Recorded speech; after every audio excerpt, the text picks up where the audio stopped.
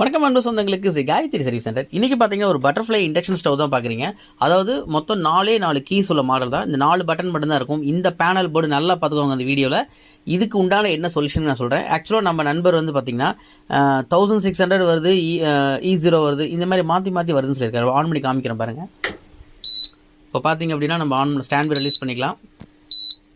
1600 E0, 1600 E0, இந்த மாதிரி மாறி மாறி வரும். இதுக்கு என்ன ப்ராப்ளம் பார்த்தீங்க அப்படின்னா, நண்பர் என்கிட்ட கேட்டிருந்தார், ப்ரீசெட் கழட்டிட்டு ஒரு 10 ohms ரெசிஸ்டர் போட்டு பாருங்கள் சார்னு சொல்லியிருந்தேன். அதுவும் பண்ணி பார்த்துட்டாரு.